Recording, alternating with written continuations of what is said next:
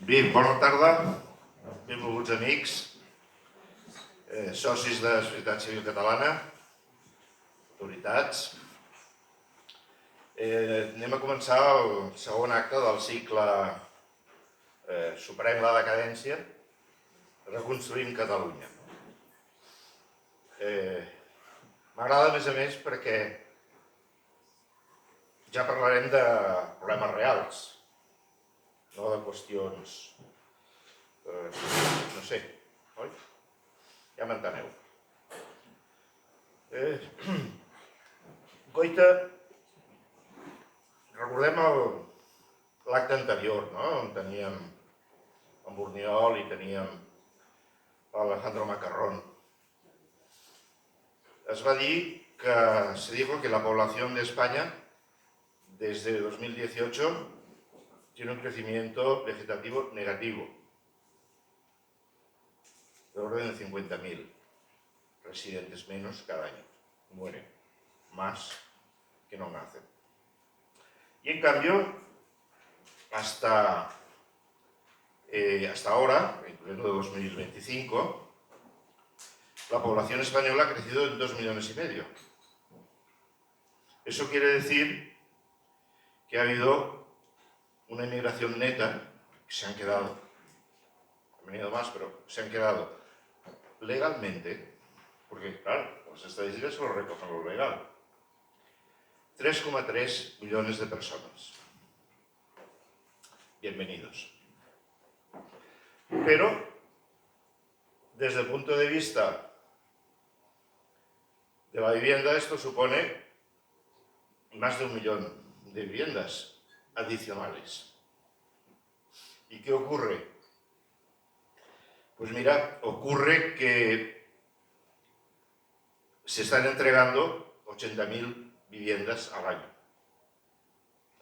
En otros tiempos se entregaron 400.000 viviendas al año. Se estima que la demanda es de 250.000 al año. Por lo cual, llegamos a la conclusión que hay un déficit de 1,1 millón de viviendas en España. Bien, lo estamos viendo, ¿no? Es un problema de oferta. Es un problema de oferta. No es un problema de demanda. Y en cambio, en todos los niveles de la administración, por decirlo de este modo, ¿no? Más neutro, se han tomado medidas, casi no me atrevo a decir se han hecho políticas, porque se han tomado medidas de demanda, de proteger la demanda y al revés, que perjudican a la oferta, por lo menos a la oferta ya de viviendas existentes. Y no digamos a nueva oferta. De modo que nos encontramos muchas veces, ¿no? Los economistas o los ciudadanos normales también, que la administración, que los políticos, como decimos vulgarmente, ¿no? Hacen lo contrario de lo que es evidente que habría que hacer y persisten en ello. Claro, esto por otra parte tiene un coste tremendo. Bien, hoy tenemos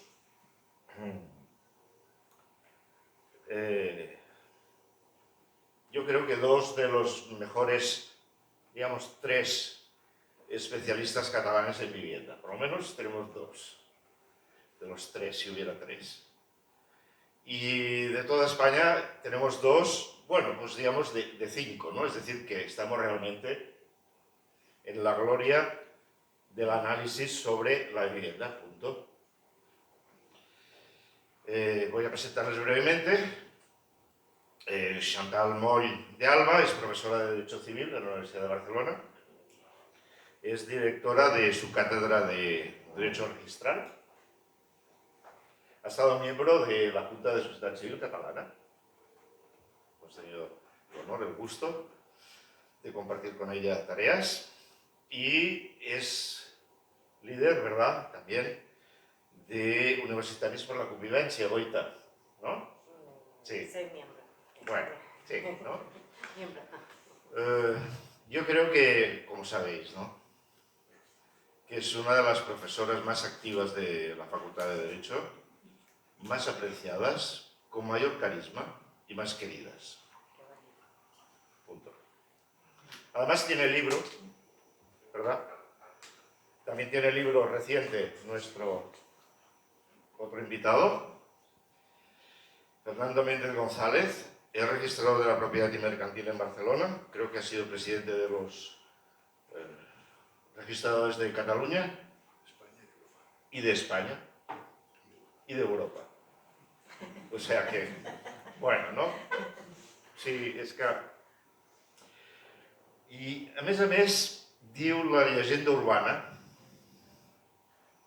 que has renunciat 2 vegades a ser ministre de Justícia. Em mires molt i després m'ho diràs un dia. Sin comentarios. Però vosaltres sabeu la dita, no? La tercera és la vencida. Bien, y tenemos también aquí su libro y ya pues adelante con vosotros, ¿verdad? Primero puedes intervenir tú, Chantal. ¿Sí? Perfecto, perfecto. Gracias, Chantal. Vale. Muchísimas gracias, Ferran, por esta presentación y quiero decir en primer lugar que muchas gracias por la invitación y que estoy muy feliz de estar aquí entre amigos. Y lo decía ahora con los que nos hemos visto, ¿no? Digo, es que éramos como una familia. Aquellos años, ¿no? del inicio de Sociedad Civil Catalana, todas las manis, todo lo que nos movilizamos y que aunque lo pasamos mal, pero yo siempre digo, lo más bonito fue la conexión con la gente, ¿no? que te hacías amigo de otros que no les conocías de nada, que eran de otro mundo, de otro tal, y todos unidos, ¿no? por una causa, ¿no? Una causa justa. Y bueno, ya han pasado los años y yo agradezco mucho la labor que sigue haciendo Sociedad Civil Catalana porque creo que es necesario seguir cultivando, vertebrando, para que pase lo que pase, como no sabemos lo que va a pasar y además el mundo está muy cambiante, ya este 2026 ya vemos que pasan cosas, pues estar unidos, nos conocemos todos, volvemos a movilizarnos si hace falta, etc. Y yo ahora pues me dedico pues, a la universidad, tengo la suerte de ser profesora allí y mi tema desde que hice la tesis doctoral, que con Fernando nos conocemos ya desde hace 30 años, porque siempre hemos estado con estos temas registrales inmobiliarios, es un tema que me apasiona. La tesis doctoral ya la hice sobre la edificación en suelo ajeno, que la idea era utilizar, abaratar el precio de la vivienda disociando la propiedad. Que alguien pueda ser propietario del suelo, otro es propietario de la construcción, es el derecho de superficie, podría parecerse al lease inglés. Bueno, la idea es que te lo abarata. Y en aquella época, cuando yo era joven, era el problema de la burbuja, que no podíamos acceder tampoco a la propiedad, no podíamos acceder a la propiedad, había una especulación atroz, tal, y entonces, bueno, allí la problemática era un poco frenar esa especulación y abaratar costes. Por eso, bueno, en la tesis doctoral propuse aquella idea, que ya se utilizaba en Francia. La verdad es que tampoco descubrí la pólvora, sino que una parte la hice en París, la tesis, y vi, es que allí hacen esto de que uno es propietario del suelo y otro es propietario de la construcción temporalmente. Y digo, oye, es que si yo soy joven y me ofrecen una vivienda, pues no sé, en vez de pagar 300.000, me ofrecen por 100.000 euros tener una vivienda, me da igual que sea por 50 años. Es como aquellas plazas de parking que hay por Barcelona, ¿no? El sistema de la concesión. Pues oye, al final lo importante es un periodo de tu vida tener tranquilidad, ¿vale? Por lo tanto, el problema de la vivienda es, ahora está muy de moda, pones el televisor, pones la radio. El principal problema de los españoles, la vivienda, y a nivel político ya se ve que están tal, y con lo que ha hecho el gobierno esta semana, con una idea que luego comentaré también Fernando, ¿no? Del tema de la fiscalidad en los arrendamientos. Yo lo que os quiero, nos hemos repartido un poco con Fernando porque hay tanto que hablar, Lo que os quería decir es que el tema de la vivienda lo hemos venido trabajando desde hace muchísimos años. Lo que ocurre es que la economía, y aquí Ferran, que lo ha explicado muy bien, el problema de oferta, demanda, el tema de economía, también va cambiando. Por ejemplo, cuando hicieron la ley de l'habitatge, la primera ley de l'habitatge fue del año 91 aquí en Cataluña, somos pioneros a veces un poco en hiperregular, pero bueno.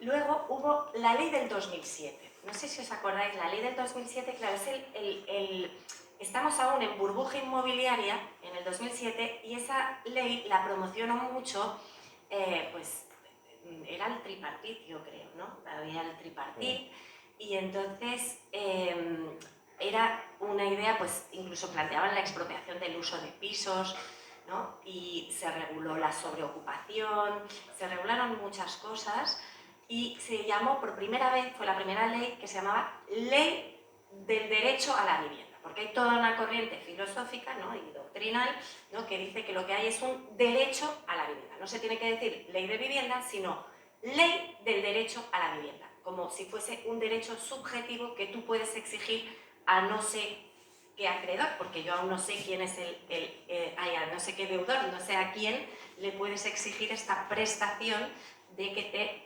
suministre vivienda, ¿vale? Es decir, ya veis que no estoy muy de acuerdo con esta idea de llamarlo derecho a, porque creo que es confundir a la gente y no hacerles ser responsables. Si tú piensas que tienes un derecho, pues claro, vas a querer exigirlo. Es que tal derecho, como derecho subjetivo, no existe. Entonces, tenemos la ley catalana del derecho a la vivienda del 2007, pero es una ley anticíclica, porque claro, la aprueban y para frenar la especulación, pero lo que no se esperaban es que iba a haber una raballada y que lo que antes era el problema de que cada día los pisos eran más caros, el problema que nos encontramos después y que vivimos todos, bueno, pues hasta gente suicidándose porque había pagado una millonada por su casa, miles y miles de euros, y luego había perdido el empleo por la crisis y no podía pagar la cuota hipotecaria. Y entonces una ejecución hipotecaria. Vivimos las ejecuciones hipotecarias, vivimos lo que nunca se había visto, ¿no? Que es que siempre se decía, no, el inmueble nunca baja, el piso nunca baja, es una buena inversión. Pues bueno, no, la economía es la economía. Y los precios bajaron.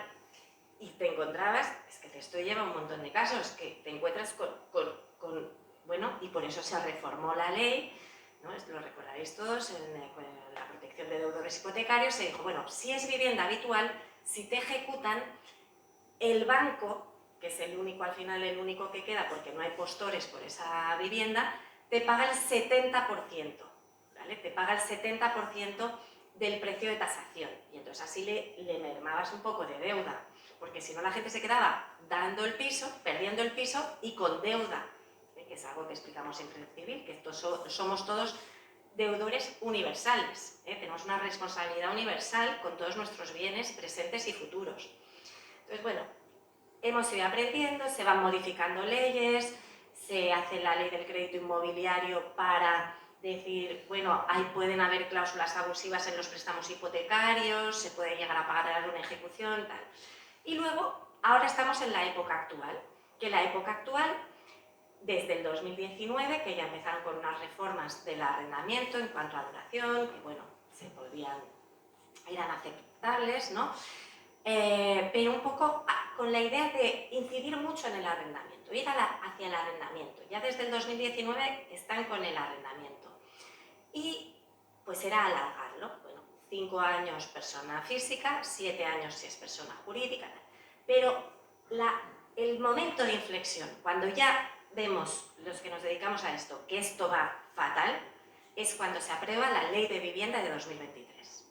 En esto, Fernando y yo, que enseguida estuvimos en jornadas estudiando la ley, esto es un punto de inflexión porque ya se crea un sistema que ya podemos decir que es un ataque directo a la propiedad, al derecho a propiedad, ¿vale? Amparándose en el derecho a la vivienda, lo que hacen es atacar un derecho que ese sí es un derecho protegido por la Constitución, que es el derecho de propiedad. Como si aquí, bueno, con una especie de maniqueísmo, como que hay buenos y malos, y entonces el propietario malo y el arrendatario bueno. Pues no, nosotros que nos dedicamos al derecho civil, lo que tenemos son personas. Y las personas son iguales. Y las personas se han de respetar. Y las personas llegan a pactos. Las personas no son tontas. Las personas no necesitamos que nos vengan a decir todo el rato lo que tenemos que hacer, porque cada uno tenemos nuestros intereses y podemos autorregularlos. Es que es la base del derecho civil.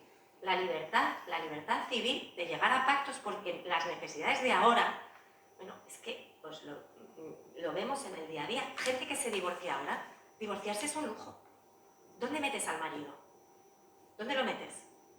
Y digo, el marido pensando, bueno, pues quizás va a ser la mujer que se atribuye el piso. El pobre marido, o la pobre mujer, voy a ser igualitaria, pero bueno, era por decir lo que pasa más habitualmente, ¿no? ¿Dónde se mete? El otro día en la tele salió que ahora están vendiendo trasteros y que algunos se metían un trastero con las cosas, porque ¿cómo lo haces? ¿Te quieres divorciar? No hay. Me he metido hoy y digo, mira, antes de ir a la conferencia voy a echarle un vistacillo a las plataformas. Claro, ya lo he visto. Ahora las plataformas te distinguen larga temporada y corta temporada, ¿vale? Ya te lo dicen. Digo, pues mira, qué bien, pone larga temporada, a ver quién se atreve, a ver quién es el valiente que se atreve, propietario, a poner su piso en larga temporada.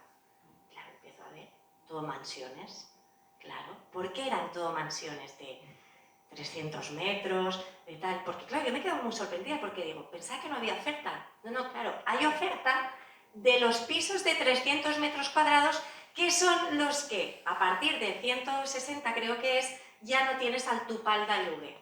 Cuando tu piso es más grande que 160 metros cuadrados, ya no tienes la limitación de precios, ya no tienes la maquinita estatal comunista que te dice, tú vales tanto, pum, pam, pim. ¿Pero has visto la casa? Ah, no tengo ni idea. La mía vale poquísimo. Y estoy indignada, porque mi casa es súper bonita. De verdad, porque nadie ha visto que tiene luz, que tiene una esquina, que tal, es un primero, entonces como es primero ya me dicen, va, esto valdrá poco. Pues no, es muy bonita y tiene mucha luz y eso a alguien le podría gustar mucho, pero es que no la pienso alquilar nunca, porque bueno, digo yo, pero es que no la pienso alquilar, ¿sabes? Porque si yo tuviese la necesidad, si me tuviese que ir a Madrid, que es lo que siempre digo, ¿cómo puedes controlar las necesidades de la gente? ¿Cómo puedes saber si alguien tiene un pariente enfermo, si se tiene que ir a trabajar un tiempo? Y más para la juventud, ¿cómo puedes bloquear a las personas de esa manera? Y bueno, pues un piso menos. Entonces he mirado la plataforma y ¿qué veo? Todos eran mansiones en larga temporada y luego iba a ver las habitaciones, ¿no? Que hay también las habitaciones. Entonces en las habitaciones he visto que hay bastante oferta, que entonces os tengo que decir, en Cataluña somos campeones, como os decía, de la regulación, y entonces vamos más allá de la ley de vivienda estatal, que es la que crea las zonas de mercado tensionado. Cataluña fue la primera en ser tensionada, en declararse tensionada. Ahora he visto que ya hay 4 más, están varias localidades del País Vasco, en Navarra y La Coruña en Galicia. Estas son las zonas tensionadas declaradas a enero de 2026. Y entonces en Cataluña se han aprobado varios decretos, como están con la Habitatge, y es un arma electoral.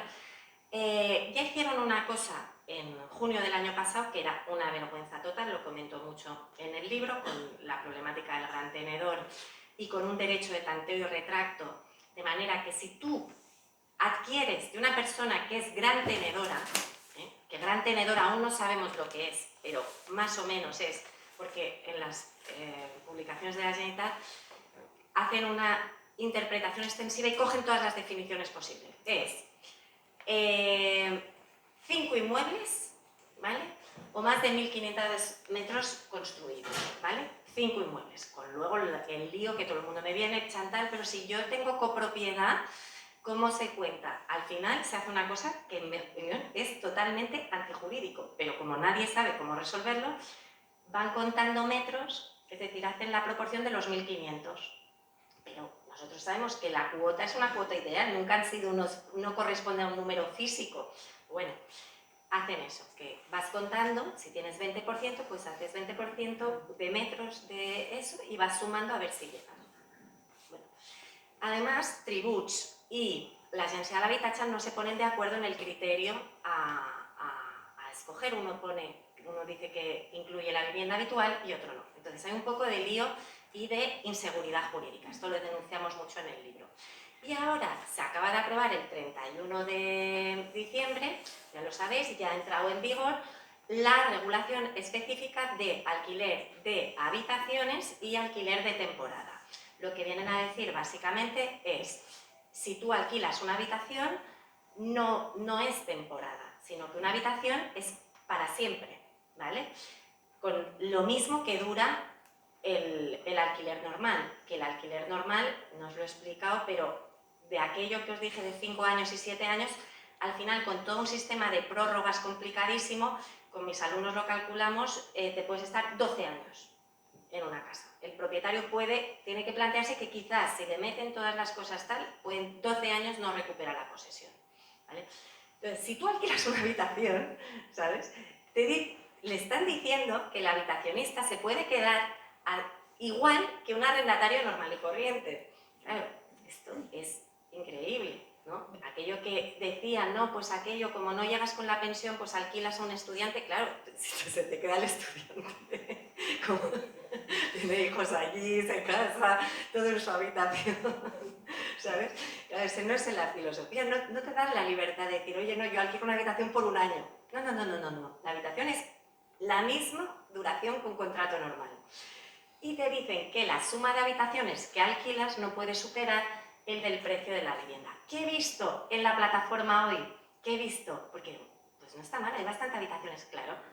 El negocio es, compras un piso que tenga más de 170 metros cuadrados, ¿vale? Porque entonces ya no tienes tu PAL. Y claro, porque he visto todos los pisos, no decían alquilo una habitación, no decían alquilo 8. Aquí caben 8, aquí caben 7, aquí caben 10. Y yo, oye, qué pisos más grandes. Así que están haciendo unas especies de comunas y además estaban a 800 euros la habitación. Y yo decía, 800 por 10, son 8.000. 8.000 es mucho, ¿no? Un piso de, claro, esto sí que... Por lo tanto, quieren regularlo todo, pero al final la gente pues se va adaptando, pero al final, ¿qué va a pasar? Sigue siendo igual de caro y no tienes otras modalidades como es, pues, oye, yo no llego a fin de mes o tal, me iría bien que me he quedado viuda o viudo y tengo esto y estoy un poco solo, me iría bien que viniese un chico, eso ya no lo van a poder hacer. Y en temporada, ya lo sabéis, temporada se ha excluido la finalidad de estudiantes de universidad. Los que nos dedicamos a esto decimos, oye, pero es que no van a encontrar pisos los estudiantes, porque un estudiante que se te mete en casa, eso es larga durada, eso es arrendamiento normal. Tienes que adjuntar documentalmente, tienes que poner muy clarito el por qué es temporal y solo te dejan el ocio, que vas de vacaciones. Y bueno, he visto en la plataforma que también se anuncian. Bueno, podría estarme horas y perdonadme si me he enrollado demasiado, perdonadme, pero bueno, así luego hacemos luego hablamos, luego más cosas. Gracias. Adelante, toca yo. ¿Se me oye sin tanto? Creo que lo tienes que acercar. Sí, necesito esto. Aquí abajo, sí. Sí. Ya Bueno. Sí. A ver si es porque este está bien. Sí, se oye. Gracias. Bueno, buenas tardes. Muchas gracias a ustedes por su presencia y muchas gracias a Ferran por invitarme. A ver, el tema de la vivienda es un tema extremadamente complejo y yo estaría mucho más tranquilo si ahora tuviera 3 o 4 horas para hablarles a ustedes, pero no lo aguantarían ustedes tampoco. Sí. En unos pocos minutos voy a exponer una serie de ideas. Simplemente. Vamos a ver, la situación que tenemos en España es mala en materia de vivienda en este momento, es una situación grave porque está impidiendo sobre todo que los jóvenes puedan planificar su vida. Y los jóvenes ya no son gente de 20 años, son gente de 40 años para abajo. Si quieren casarse, tener una familia o simplemente tener privacidad o intimidad, esto se acabó, porque están viviendo en habitaciones. En un país supuestamente desarrollado, esto no debería pasar. Sin embargo, está pasando y esta situación es especialmente grave aquí en Cataluña. Y además tenemos que saber que prácticamente las medidas que se han venido adoptando en Cataluña y luego en el resto de España tienen su origen aquí en Cataluña. Y básicamente en la plataforma de afectados por la hipoteca. Esto también hay que saberlo. Esto deriva de ahí. Hace muchos años yo tuve un debate con la señora Colau en TV3, antes de que fuera alcaldesa, y ella defendía esto, y ya le dije lo que iba a pasar. Pueden recuperar este debate, porque no es que haya que ser especialmente inteligente. Miren, los americanos dicen una frase muy sencilla: si estás en un pozo y quieres salir, lo primero que tienes que hacer es dejar de cavar. Bueno, vale, pues, no podemos seguir cavando en el pozo y decir que queremos salir, ¿no? Porque seguimos cavando en el pozo. Ahora bien, la situación que tenemos es mejor que en el resto de Europa. Nosotros tenemos un 43% de propietarios sin hipoteca, teniendo en cuenta que el 75% son propietarios. Esto arroja una incógnita. ¿Cómo es posible que se pueda seguir esta política cuando el país es mayoritariamente de propietarios? Y sin embargo la política que se está haciendo es literalmente fundirlos, y además eso provoca efectos indeseables, que son los que estamos viendo. Para que se hagan una idea, en los países, en Suiza, solo un 4% son propietarios que ya hayan pagado la hipoteca, en los Países Bajos un 11% o en Alemania un 23%. Aquí tenemos un 22% y a la baja. Eso explica que a pesar de la gravedad de la situación, la estabilidad social se mantenga. La estabilidad social se mantenga. Tenemos que tener también claro cuál es el objetivo que queremos con la política de vivienda. Yo lo tengo claro. Hay que tener el mayor número de propietarios posible. Y para eso hay que conseguir el mayor número posible de viviendas asequibles para toda esa gente. ¿Por qué en régimen de propiedad? Miren, yo recuerdo perfectamente mis idas y venidas entonces a Bruselas, como los europeos de aquella época estaban cabreados porque estos españoles que ganan la mitad que nosotros sean propietarios, y ellos no lo eran, los europeos. Y como el presidente Zapatero en 2007 decidió que aquí sobraban propietarios y había que ir al alquiler, y con la ley 41 de 2007 pues empezó la problemática para poder llevarse. Esto también hay que recordar. También hay que recordar que aquí el fundamento de la propiedad es la libertad personal. De esto parece que se ha olvidado todo el mundo. Y se habla de la función social de la propiedad. ¿Ustedes conocen algún derecho que no tenga función social? ¿Alguno? El derecho o la economía, si solo hubiera un individuo sobre la tierra, sencillamente no tendrían sentido. La economía y el derecho tienen sentido cuando los bienes son escasos, susceptibles de usos alternativos y hay competencia por los recursos. Es cuando juegan la economía y el derecho. Y si no se sabe esto, mejor que uno se esté en su casa y esté callado y no diga tonterías. Porque muchas de las decisiones que se están tomando por las razones que se están tomando, pero demuestran una ignorancia enorme, sonrojante, sobre qué es una economía de mercado, cómo funciona.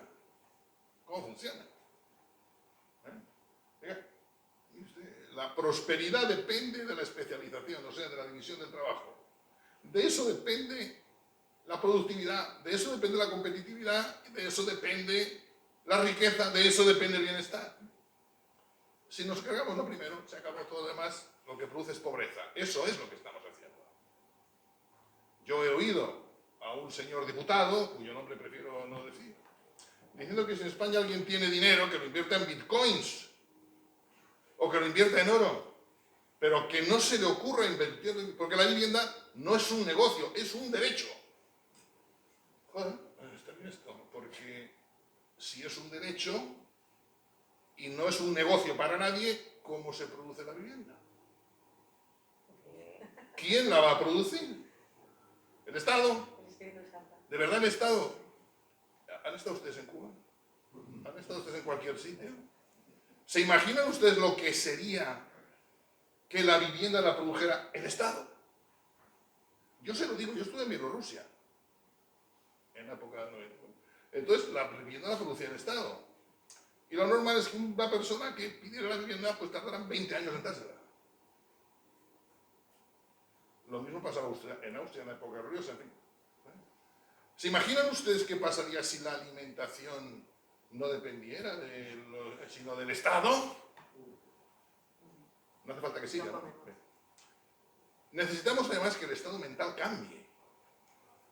Mientras no cambie la mentalidad de los electores, va a ser muy difícil que esto cambie. Se habla de un derecho a la vivienda. Esto significa que la gente cree que tiene derecho a que el Estado le regale una vivienda. Oye, yo reconozco que la vivienda es un tema muy importante, ¿no? Pero la comida también. Hay un derecho a la comida. ¿Tengo derecho a que el Estado me regale la comida? Y el vestido también, ¿tengo derecho a que me regale el vestido? ¿Y todos tenemos derecho a eso o cuántas cosas más? ¿Y con qué límite? Esto es una barbaridad. No es posible. No hay un derecho a la vivienda. No lo reconoce ni la Constitución española ni ninguna otra Constitución europea. Ni ninguno de los tratados de la Unión Europea.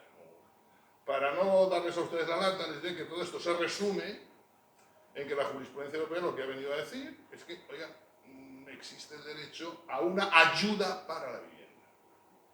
Que es lo que existe en Francia, es lo que existe en el País Vasco, por cierto, que se lo pueden permitir, claro, tiene una financiación de aproximadamente el doble que el resto que nosotros per cápita, o sea, podían incluso regalarles un par de viviendas a cada vasco, no pasaba nada. Esto es lo que hay, esto es lo que hay, no un derecho a la vivienda que regale nadie nada. Hay que tener en cuenta además que del mercado de la vivienda, de alquiler, por ejemplo, el 92% son pequeños propietarios que han ido ahorrando y quieren complementar su jubilación con un alquiler. Solo el 8% son grandes empresas. Y este es uno de los defectos básicos del mercado arrendaticio urbano. Este es uno de los defectos terribles del mercado arrendaticio urbano. ¿Por qué? Miren, vámonos al mercado de la vivienda y al mercado crediticio. En el siglo XIX había unos señores que llamaban los corredores de préstamos. ¿Y por qué eran corredores de préstamos? Porque endeudarse estaba muy mal visto. No había bancos. Bueno, el Banco San Carlos empezó, pero no había. Y había un señor que decía quién prestaba dinero. Entonces ya te lo decía a ti, ibas allí y te decía este préstamo. Te decía el cuento. O sea, era una panda de usureros. La ley hipotecaria precisamente surge, y el registro de propiedad surge para que no haya un burladero de usureros, sino para que se pueda desarrollar el crédito y se pueda facilitar los intercambios, etc. Y eso permite el desarrollo de todo un sistema financiero que llegó a ser el más competitivo de Europa, con los préstamos hipotecarios más competitivos de Europa, con los mejores tipos de interés de Europa. Cuando digo mejores tipos de interés, no eran los más bajos en términos absolutos. Esto hay que medir de otra manera. Era aquellos que tenían mejor diferencial en relación a la inflación. Por eso eran los más baratos. Yo comprendo que esto para el señor Acolau es muy complicado, pero esto es lo que había. Ahora, quien gozaba de ese beneficio era un afectado. Tenía un problema como si tuviera una enfermedad, que hubiera conseguido eso. Bueno, ¿cómo se consiguió eso? Fomentando la competencia y la creación de grandes corporaciones que peleaban entre ellos. Esto no lo tenemos en el mercado arrendaticio. Lo tenemos. Y sería muy bueno crear el mecanismo para que hubiera grandes corporaciones que tuvieran 200.000, 300.000 viviendas, 400.000, y compitieran entre ellas. Además, estas corporaciones no tienen hijos, o sea, que ustedes van ahí, no los van a echar, basta con que paguen el alquiler, y como compiten entre ellas, pues les interesa tener el mejor precio posible. Eso fueron las SOCIMI. Las SOCIMI se regularon en el 2009, pero se regularon mal y no se creó ninguna SOCIMI. En el año 2012, esto está mal decirlo, bueno, ya está mal. Yo estaba en el grupo que redactó todo esto, por eso todo esto. Se reformaron las SOCIMI. Las dos cosas que había que reformarlas, que era la neutralidad fiscal y que pudieran cotizar en mercados alternativos. Oye, e inmediatamente para crearse SOCIMI se empezó a funcionar. Primero invirtieron en hoteles, en hospitales, etc. Y finalmente en vivienda. Eso iba en la Ley 4/2013 de flexibilización del mercado arrendaticio. Formaba parte de esa ley. Y se hubiera entendido mucho mejor esa reforma. Pero al ministro de Economía de la época le gustó ese trozo, lo sacó y lo metió en otra ley, con lo cual la ley de arrendamientos quedó separada de la reforma de la SOCIMI. Con esa ley, la SOCIMI, desde ese momento hasta 2016, aumentó el mercado arrendaticio en 700.000 inquilinos. En 700.000 inquilinos. Pero en el año 2019 vino la reforma de la ley de arrendamientos urbanos y la reforma de las SOCIMIs. Consecuencia, las SOCIMIs dejan de invertir, los propietarios ya no tienen incentivos en absoluto para invertir en vivienda para alquilar. En Barcelona los fondos han vendido prácticamente todo lo que tenían en propiedad para alquilar y cae la oferta. Simultáneamente a la caída de la oferta de arrendamiento se producen dos fenómenos. El primer fenómeno es el aumento de la población, que va a seguir. De aquí al 2037 la población va a aumentar en 5 millones de personas. Las zonas donde más van a crecer son Baleares, 25%, no sé dónde se van a meter, ya, 25% más en Baleares. En Murcia y en Andalucía. Pero, en cuanto a comunidad autónoma, las dos que más van a crecer son Cataluña y Madrid. Cataluña y Madrid. O sea, va a seguir creciendo la población, ese fenómeno.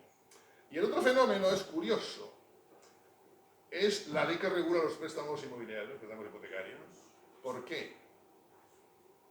En este momento, si un señor paga una hipoteca, no paga una hipoteca, hasta el cabo de 2 años no va a empezar a ejecutarse. Claro, todo el mundo sabe que el segundo factor que más influye en los tipos de interés es el tiempo de ejecución en caso de impago. ¿Cómo se cubren frente a eso los bancos? Subiendo el tipo. Y segundo, además de esto hay una cosa maravillosa. Se incluye en la ley de préstamos la obligación de los bancos de asegurarse la solvencia del prestatario. Y digo, hombre, yo suponía que eso ya lo hacían.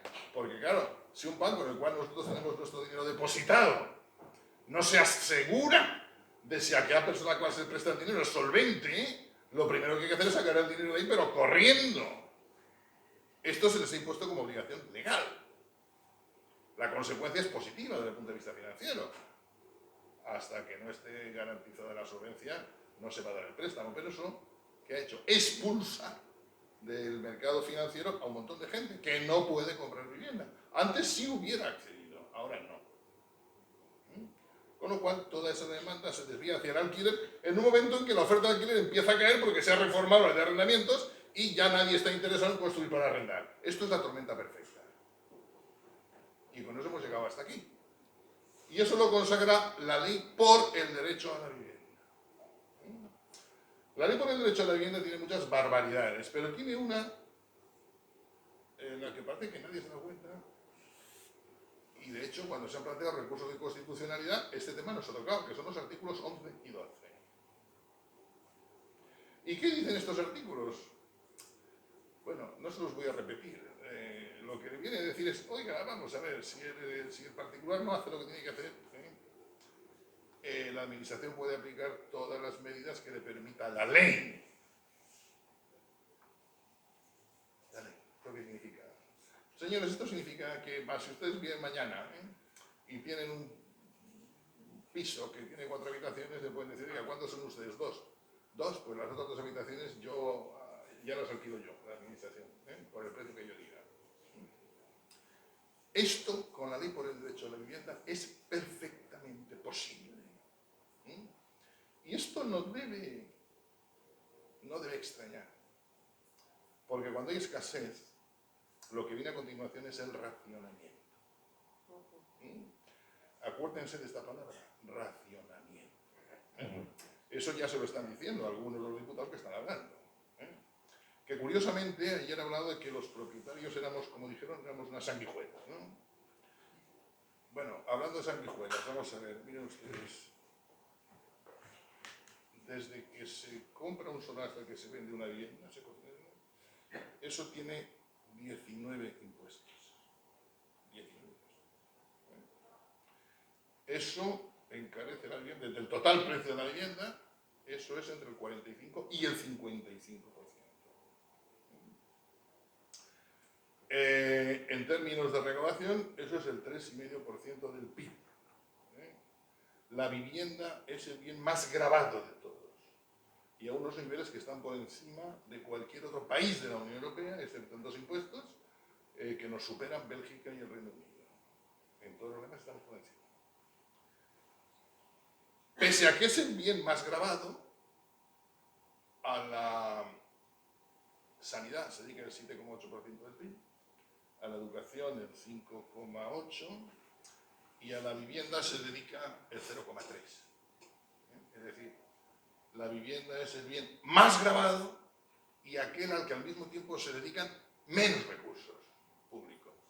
Sin embargo, nos dicen nuestros políticos que están muy preocupados por que no tengamos vivienda y que la culpa es de esas sanguijuelas de los propietarios, cuya rentabilidad bruta está en torno al 5,5%. O sea, que teniendo en cuenta la inflación, ni siquiera llegan a cubrir la inflación. Eso les explica perfectamente por qué pasa lo que pasa, lo que está pasando.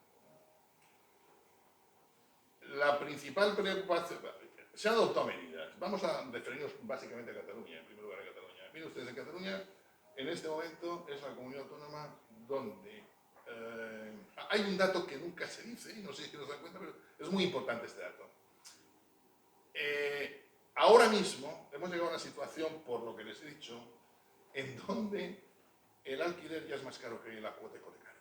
Lo que se está pagando de alquiler al mes es más caro que la cuota hipotecaria. La provincia donde esa diferencia es mayor es Barcelona. En Madrid la diferencia es 1 euro y pico metro cuadrado, aquí la diferencia son 4 euros por metro cuadrado. Y así en el resto de las provincias. Y hay que tener en cuenta además que Barcelona es desde siempre la provincia con mayor nivel de inquilinos, tiene el 31%, seguido de Girona. En quinto lugar del total español, Tarragona y por último Lleida. ¿Por qué se produce esto? O sea, ¿por qué se ha encarecido este alquiler especialmente aquí? Bueno, porque una ley que era la ley que controla los precios de las zonas tensionadas. ¿Y qué efectos ha tenido eso? Mira, los profesores de García Montalvo y Raya lo han analizado, vamos, perfectísimamente. Lo que se ha producido ha sido lo que se ha producido es exactamente lo que se ha producido en todos los demás países donde eso se había hecho. No solo eso. Hay un estudio que analizaba los efectos del control de precios de los alquileres en España desde 1920 a 1979. Hecho por una persona cuyo nombre no recuerdo ahora porque ya se me olvidan los nombres, a pesar de que es muy amigo mío, pero fue director general de Arquitectura y Hábitat. Y ahora dice lo que pasó del 20 al 79, y el artículo se publicó en el año 84, o sea que han tenido tiempo para leerlo, vamos, ¿no? Y ver lo que había pasado en España y particularmente en Cataluña, pero sé que no lo habían leído. Bueno, pues los efectos que han producido son exactamente esos. Las viviendas más baratas se han encarecido, las viviendas más caras son las que se han abaratado, y te dicen, oiga, ha bajado el precio medio del alquiler. Joder, claro, es que las viviendas más caras han salido del mercado y ya no están en oferta, lo cual ha producido un encarecimiento general de las más bajas, o sea, a quien más ha perjudicado ha sido precisamente a quien más lo necesita. Esta es la situación que tenemos en general, pero particularmente aquí. Decimos siempre que el principal problema de la vivienda en Cataluña es, no hay problemas preocupantes en Cataluña es la vivienda. Lo que no se dice es que lo que más preocupa no es la accesibilidad, pero en segundo lugar es la ocupación. Y la ocupación en Cataluña es lo que más preocupa. No es de extrañar. El 78% de las denuncias que se producen por ocupación en España se producen en Cataluña. El 78%. Y de los ocupas, el 58% son extranjeros. A ver, esto no debe extrañarnos tampoco porque tiene menos posibilidades y porque están viniendo un montón de extranjeros. Con esto no quiero dar pábulo a que nadie piense que estoy mostrando el menor acuerdo con determinado partido político que dice barbaridades sobre los extranjeros. Esto es un dato, simplemente. Pero es un dato que hay que tener muy en cuenta. El 58%. En Cataluña ya, el año pasado, el 19% de las compras de vivienda fueron extranjeros. 19% en toda Cataluña. Barcelona menos, pero dentro de Barcelona en el ensanche más. Bastante más, bueno, el 18%. Claro. ¿Por qué los extranjeros pueden comprar más y se vienen aquí? Bueno, pueden comprar más por muchas razones. Pero yo les voy a dar una razón que a mí particularmente me indigna y que tampoco he visto que lo diga nadie, que es la ley Beckham. La ley Beckham, señores, sí, la ley Beckham. ¿Qué significa la ley Beckham? Pues que los extranjeros que vienen aquí, casi todos, menos algunos, porque no hace falta cumplir prácticamente ningún requisito, muy pocos, empresarios, directivos, nómadas digitales, los que vienen aquí desplazados con carta de desplazamiento por su empresa, hasta 700.000 euros de ingresos anuales, pagan el 24% de impuestos sobre la renta. Comprenderán ustedes que tienen mucho más dinero disponible para comprar una vivienda que un ciudadano español. ¿Creen que esto es mantenible? ¿De verdad creen que esto es soportable? ¿Y si ganan más de 700.000? Bueno, si ganan más de 700.000, a partir de ahí ya pagan el 48%, o sea, aún menos que nosotros aquí en Cataluña. O sea, hay que exiliarse, estarse 5 años fuera y volver. Entonces, vuelven aquí, oiga, van a pagar mucho menos. De hecho, podrían estar 5 años con lo que tengan ahorrado y cuando vuelvan ya, ¿verdad? Les va a salir lo comido por lo servido y van a estar mejor. Esa ley hay que derogarla inmediatamente. Oiga, no veo ni que el PP ni que el PSOE ni nada. Ni este señor diputado que dice que nadie invierte en vivienda, que es mejor invertir en bitcoins y no sé qué. O el señor que dice que somos sanguijuelas, ¿no? Pues tampoco se ha ocupado de esto. Eso hay que reformarlo. Tenemos otro grave problema, que es la burocracia. ¿Qué es la burocracia? Esto lo puso ya de relieve perfectamente el Tribunal de Defensa de la Competencia en un informe que hizo en el año 95 y que me he traído aquí para leérselo, ¿no? Pero bueno, no lo voy a buscar, está aquí, se lo voy a contar peor que si se lo leyera. Hay un problema que arranca de la primera ley del suelo, que es cómo organiza el urbanismo y la burocracia urbanística. Miren, lo lógico es que la legislación urbanística y los planes marquen las limitaciones, que hay que hacer y a continuación vigile si se cumple o no se cumple la ley. No, no es este el modelo. El modelo que tenemos es que cada pasito que quiera dar un propietario o un promotor, cada pasito tiene que pedir permiso y autorización. Con lo cual el propietario es que no puede decidir ni si tose o no tose. Eso ralentiza enormemente el procedimiento y además con una discrecionalidad y arbitrariedad que todos conocemos. Eso está cuantificado. Esto encarece el precio final en torno al 30%. Y yo les voy a poner a ustedes un simple ejemplo. Vamos a ver, señores. Los derechos que ustedes tienen, si son propietarios de un suelo, derivan del plan. Del plan. No derivan de la licencia, de ninguna licencia. La licencia no es un acto constitutivo de derechos, es una comprobación que hace la administración sobre si lo que ustedes piden se acomoda a la ley o no.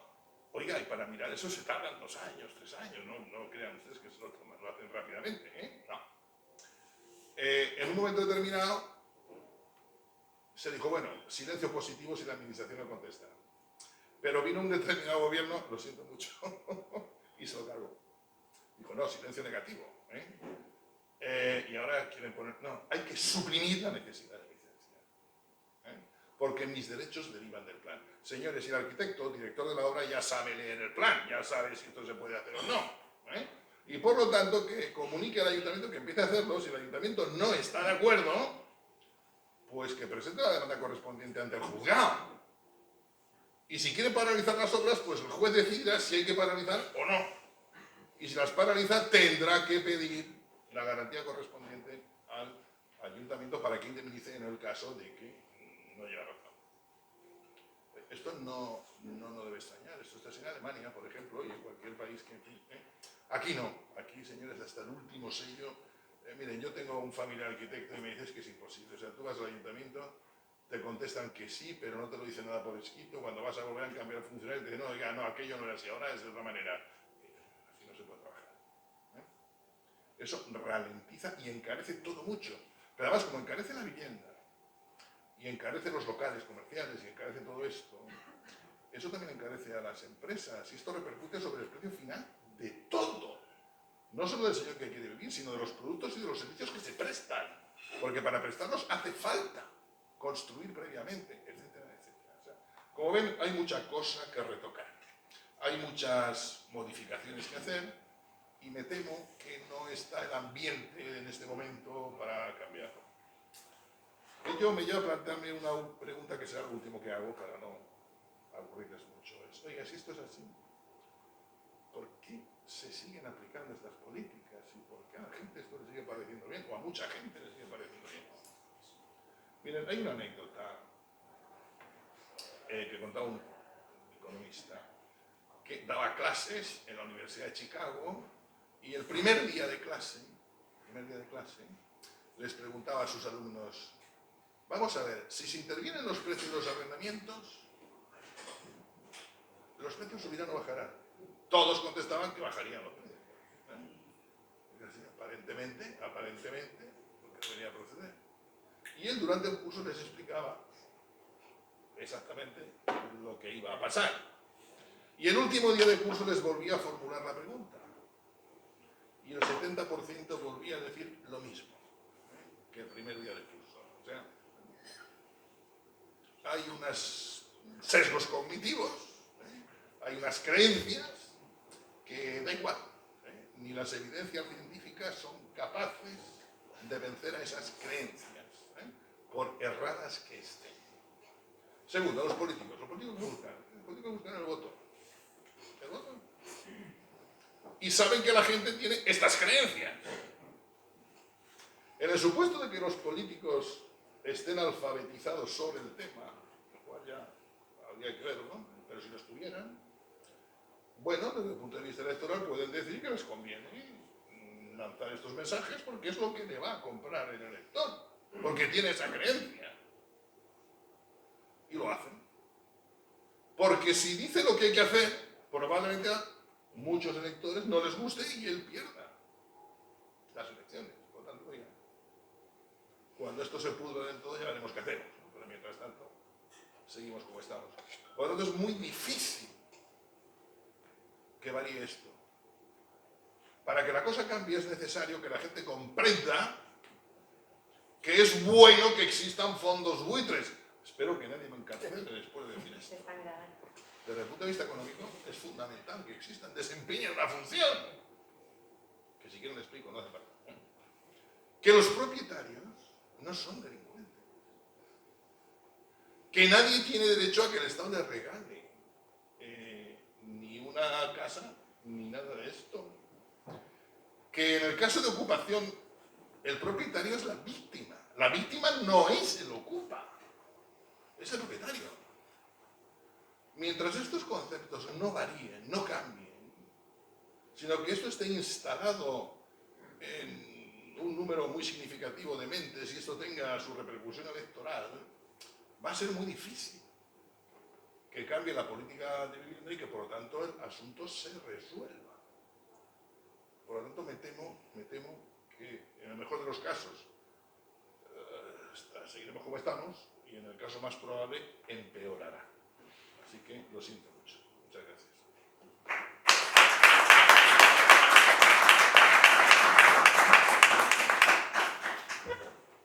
Wow.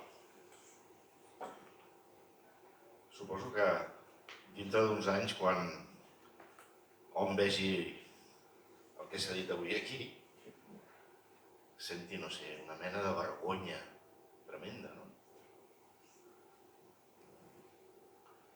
Bé. Jo soc més optimista, Juan Fernando. Soc més optimista. Ya empezamos el debate, ¿no? Y que también pueda la simpática.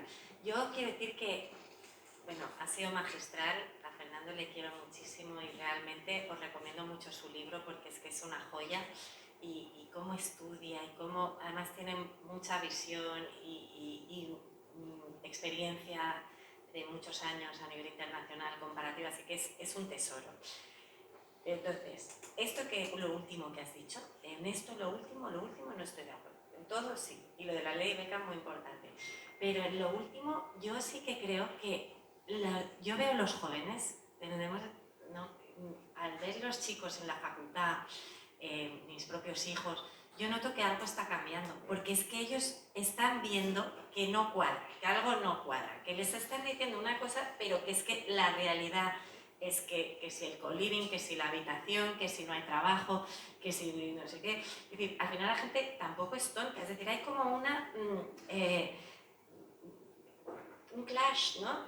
No coincide el discurso con la realidad. Y yo creo que muchos jóvenes se están dando cuenta. Estoy totalmente de acuerdo con Fernando en que sí que es verdad que hay que hacer pedagogía. Y por eso nosotros tres somos profesores. Y creo que tenemos una gran labor en ese sentido de ir lanzando mensajes fundamentados, que no es que nos lo hemos inventado, lo de la libertad civil, lo de la autorregulación de los intereses, lo de que existe el derecho de propiedad, que no existe un derecho a la vivienda, que el empresario no es un demonio, que el propietario no es un demonio, no, el empresario crea riqueza, el propietario es el que te puede solucionar el problema de la vivienda. Es decir, creo realmente que hemos llegado a un punto que lo que hay que hacer es un cambio total, pero es decir, como un meneo, y que no nos dé vergüenza, ¿sabes? Que no nos dé vergüenza, como un meneo y respiraremos un poco mejor y de repente dices, ay, pues es verdad. Y si el dinero empieza a fluir, los negocios empiezan a florecer, hay intercambio, hay posibilidad, hay vida que puedes vivir, no que todo está prohibido, que no te puedes ni divorciar. Gracias. Yo estoy encantado de que en este caso lleves razón, ojalá lleves razón. Yo estaba de registrador en un determinado sitio cuando empezó la crisis. Antes de que empezara la crisis yo estaba preocupado porque es que la gente no hacía más que divorciarse, o sea, es que era una cosa tremenda. Llegabas al despacho y cada día entraban 5, 6 o 7 convenios reguladores de por aquí no va a quedar nadie casado. Y vino la crisis. Desaparecieron los divorcios. Ni uno. Es de ricos. Y a continuación vinieron las consultas. ¿Cuál era la consulta? Mire, es que veníamos a preguntarle a ver si podíamos partir el piso en 2. Y entonces, pues bueno, esto depende de los vecinos, de los estatutos y del plan. O sea, fíjate cómo cambió la cosa en año y medio. Estas cosas van muy rápidas. A ver, ojalá, pero aquí hace falta una bajada más que notable. Veamos, claro, no toco el tema de impuestos porque me cabrea mucho. Miren ustedes.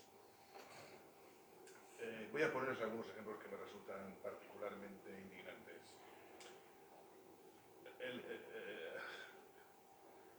La vivienda, por ejemplo. Ustedes tienen de doble y triple imposición. O sea, es que ustedes pagan plusvalía, pero además pagan el incremento que por vender y demás. Pero es que además, oiga, como se mueran y sus hijos tengan que heredar, aparte de sucesiones, vuelven a pagar plusvalía. No se equivoquen, ¿de acuerdo? Y si hacen donación, 3/4. Y además el que dona tiene que pagar el impuesto correspondiente por el incremento que tenga. O sea, es una cosa tremenda, ¿vale? El impuesto de sucesiones en Cataluña subió más del 50% y la subida se produjo cuando la gente estaba muriendo a centenares en los hospitales en el COVID. Y la prensa no dijo nada. Y eso ahora mismo dificulta enormemente la sucesión en la propia vivienda. Cuando una sentencia del Tribunal Supremo dijo, con la complementa con su relación, que el impuesto lo tienen que pagar los bancos, evidentemente no, porque lo van a repercutir inmediatamente en el... ¿Qué hizo la Generalitat? Como todas las comunidades autónomas, duplicar el impuesto de actos jurídicos documentados. Mientras nos están diciendo, o nos estaban diciendo, el derecho a la vivienda, y en fin, que hay que pelear por el derecho a la vivienda. Y así puedo ir poniendo múltiples ejemplos fiscales. ¿De verdad creen ustedes que aquí va a venir alguien a decir que hay que bajar actos jurídicos documentados, transmisiones patrimoniales, el IVA, etcétera? ¿O va a venir alguien a decir que hay que suprimir la licencia? Entre otras muchísimas cosas, Esto de verdad... ¿Alguien conoce algún partido político de cualquier ideología que esto ni siquiera se le pase por la cabeza? Porque como no se toque esto, y no hemos tocado el tema del suelo, ¿eh? Es muy difícil. Entonces, como dice Chantal, hay que hacer mucha pedagogía sobre estas cosas, porque son cosas, yo creo que son cosas elementales, ¿eh? Y creo que se entiende muy bien, me parece a mí, porque no son cosas, ¿eh? Y mientras eso no se toque y siga aumentando la población, que además necesitamos que aumente, esto no solamente no se va a arreglar, se va a complicar. Hasta el 2037 aquí va a haber 1 millón y pico de personas más, etcétera, etcétera. Gracias, Fernando. Pasemos a las preguntas y la librería tendrá que cerrar, porque estaríamos, como tú decías, Fernando, 4 horas, ¿verdad? Bien. Vale. Vamos a ver. Preguntas. Bien, pues después de una explicación tan espléndida, mi pregunta sería la siguiente. Dado que el problema lo situamos en la oferta, y realmente es un problema de oferta, y dado que hay que buscar soluciones disruptivas, yo planteo, ¿a ustedes qué les parece si del volumen global de locales comerciales que hay en Barcelona y de plantas bajas y de entresuelos que tienen una finalidad de oficina o despacho pasaran a dedicarse a vivienda, siempre y cuando respetaran las condiciones mínimas de habitabilidad que se establezcan o que están establecidas? Bueno, no quiero vender mi libro porque ya tiene 1 año de antigüedad, lo pongo ahí, o sea, eso hay que hacerlo, eso hay que hacerlo. Es absurdo que no se haga. ¿Usted ha estado en Tokio? No. En Tokio, en la ciudad, usted puede hacer lo que quiera. Puede construir lo que quiera. Aquí ahora, los teóricos están hablando del urbanismo multifuncional. ¿Qué quiero decir por eso? Ustedes ahora lo que tienen son zonas que son de un solo uso. O sea, tendrán zonas que son comerciales, otras que son viviendas, otras que tal y cual. Lo que se va a proponer ahora, lo que se está proponiendo, es que precisamente para revitalizar las ciudades sean zonas multiuso. Y por supuesto sean los promotores, los propietarios que dedican a que lo usan dentro de los múltiples usos que debe haber en cada zona. Esta es una variación, pero hay otra. Es que es lo que usted dice, debe permitirse, pero ya, pero inmediatamente. Sí, pero no se está haciendo. No se está haciendo y Tú lo tiene pides en zonas ayuntamientos, vacías. a ver qué decirlo desde el ayuntamiento, pero es que tú lo pides porque lleva un montón de casos de estos y no hay manera, por la edificabilidad, no te dejan el cambio de uso, no te deja el ayuntamiento. No sé si aquí los que sabéis que por qué, qué pasa, por qué no lo dejan. Bueno, la legislación actual no lo permite, hay que cambiar la legislación.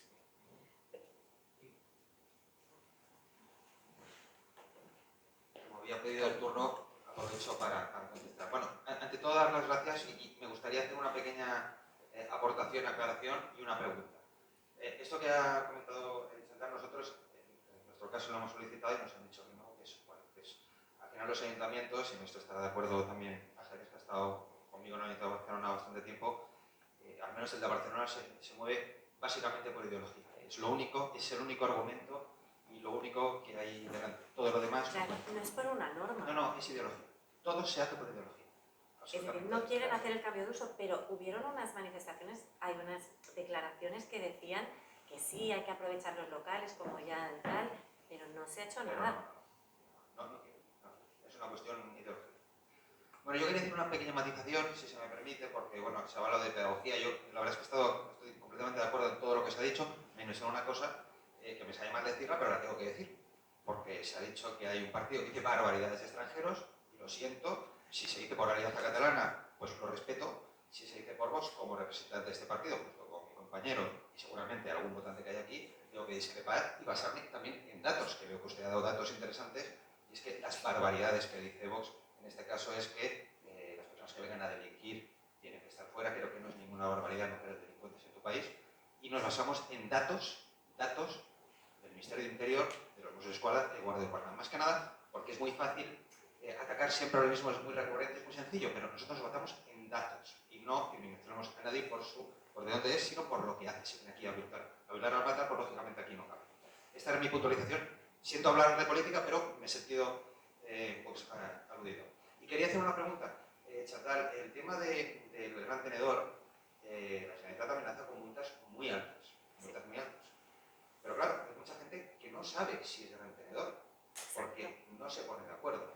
Entonces, ¿esto cómo se puede solventar? Porque realmente hay personas que no saben que son grandes tenedores y sin saberlo, pues están ahí.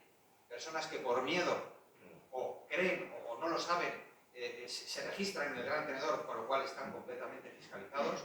¿Cómo se soluciona esto? Gracias. Pues sí, efectivamente hay un problema grave de inseguridad jurídica y por eso hicimos el libro. Y somos un montón de personas allí, hicimos también las jornadas. ¿Te puedes creer que en la mesa cada uno decía un concepto diferente? Y que a nivel normativo está, la primera definición vino en una ley catalana, la del 2015, aquella de la emergència, de no sé qué. Allí fue la creación del gran tenedor. El gran tenedor es made in Cataluña. Nos hemos inventado esto del gran tenedor. Y entonces ha gustado y como, mira, como la teoría, ¿no?, de Juan Milian, que el procés se ha expandido, pues el gran tenedor también. Todo lo exportamos todo esto. Y entonces ahora ya es legislación estatal.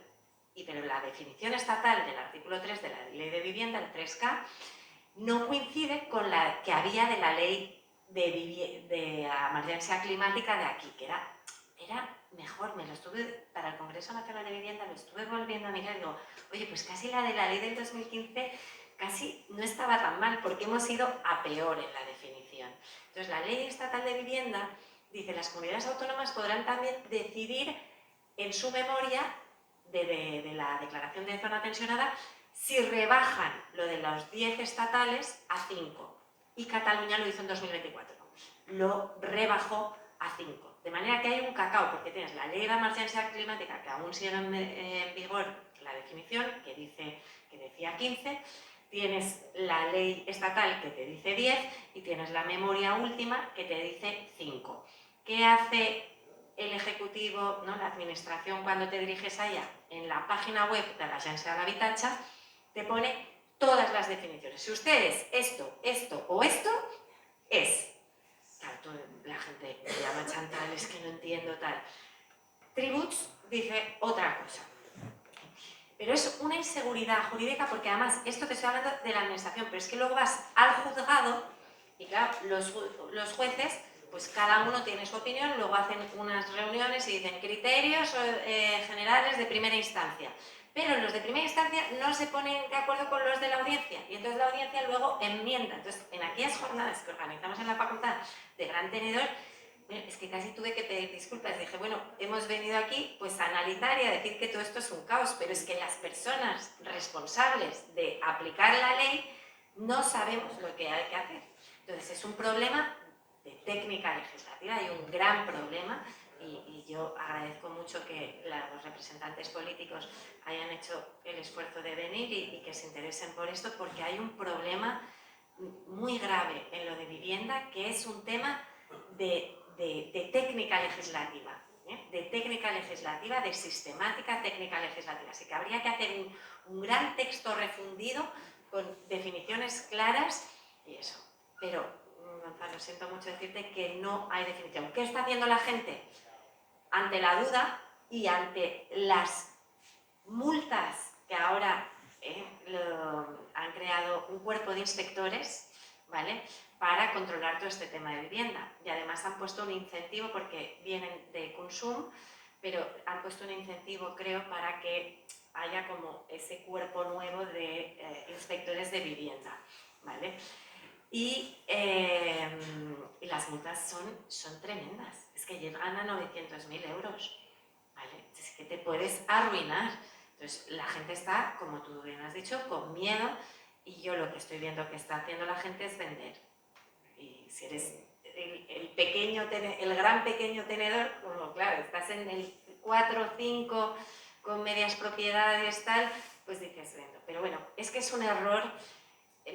Es que hay que abolir todo este tema del gran tenedor, porque lo ha dicho muy bien Fernando, es que no hay el gran supermercado, nadie se mete con los grandes supermercados que te abastecen de comida. Pues el gran tenedor, pues es que incluso quizás es la solución, porque lo que dices tú, que unas grandes corporaciones, hay que distinguir, por ejemplo, lo estoy pensando, hay toda una legislación también, ¿sabes? Todas estas leyes nuevas digitales que vienen de la normativa europea, la DMA, DSA, ¿vale? La Digital Service Act, Digital Market Act, con los gatekeepers, se hace toda una... Lo han querido copiar de estas cosas de normativa europea sobre grandes plataformas, pero es que son los gatekeepers, son plataformas enormes, pero claro, es que aquí han hecho como crear un monstruo, tenemos un monstruo, el gran tenedor, pero es que son 5, entonces no se puede comparar el que tiene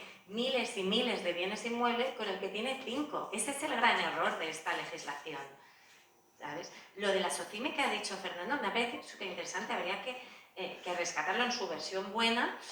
Y al contrario, hacer pedagogía diciendo, oye, es que quizás nos va bien que haya una gente que se dedique a este negocio y que encuentre algún interés en dotar de vivienda a gran cantidad de personas. Yo quiero que alguien se plantee cómo sería el mercado crediticio si dijéramos que solo caben pequeños prestamistas y que ninguno Claro, puede que no dar hay más de bancos. 5 préstamos al año. Claro, claro, es que es esto. ¿Con eso financiamos qué? Nada. Bueno, eso es lo que estamos haciendo con el mercado de arrendamiento. Si queremos tener un mercado de arrendamientos eficiente hay que profesionalizarlo. Y por lo tanto sabemos lo que hay que hacer. Si no se ha hecho aquí, esto está... Sí. Pero ¿cuál es el problema? Tú lo has dicho, si es que el problema es ideológico. Si la solución consiste en una solución que efectivamente va a beneficiar a más gente, pero va a hacer que tú ganes más, esto no. Este es el problema. Este es el problema. Y claro, la libertad implica... Mire, le voy a poner un ejemplo que yo lo hacía, este año ya no he ido a clase, me he jubilado de profesor, pero lo hacía todos los años. Cuando les ponía un primer examen, recogía el examen y les decía, bueno, les voy a hacer una oferta a ustedes. Yo les voy a corregir los exámenes y puedo hacer dos cosas. Yo a cada uno le pongo su nota, os saco la media y les pongo a todos la misma nota. ¿Qué quieren ustedes? Claro, discusión, ¿no? Los que habían estudiado querían su nota. Los que no habían estudiado, no, nota media, nota media. Vale. Afortunadamente siempre ganaba que a cada uno su nota, lo cual dice que la cosa iba bien, ¿no? Y luego a continuación les decía, oiga, ¿y si les pusieran todos la nota media? En el siguiente examen, ¿ustedes qué creen? ¿Que la nota media subiría o bajaría? No, bajaría, digo, no bajaría, no, se desplomaría. O sea, aquí no estudiaría nadie nada. Bueno, es que esto es exactamente lo que estamos haciendo. La libertad implica desigualdad, y hay dos tipos de desigualdades. Hay una desigualdad eficiente y justificada, y hay otras desigualdades que no están justificadas porque no se basan en generar valor añadido, sino aprovecharse de situaciones que no están justificadas desde el punto de vista de la eficiencia económica. Esto nos lleva a otro debate, señores. Eficiencia y justicia son otras cosas que se parecen mucho, mucho más de lo que a primera vista. Siempre que ustedes van a un país del tercer mundo, hay mucha injusticia, igual que aquí. Bueno, hay mucha más que aquí.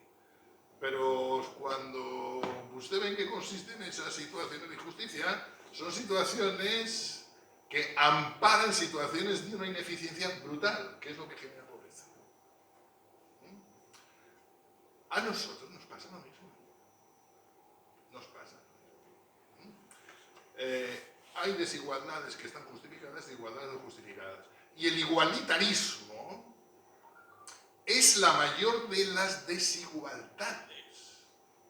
¿Por qué es tratar igual al que trabaja y al que no trabaja? Al que es al que no lo es, al que se esfuerza y al que no se esfuerza. Bueno, no quiero seguir por esta vía, pero estoy de acuerdo en que es ideológico, básicamente. Y por último, yo no me he referido a ningún partido. Simplemente quería que no se asociara el hecho de que yo hiciera esa afirmación con que me adscribía a ninguna corriente ideológica. Muy bien. ¿Tenemos más preguntas? Sí, sí. Bueno, habrá muchas. Miguel. Muchas gracias a los ponentes, que ha sido una exposición interesantísima.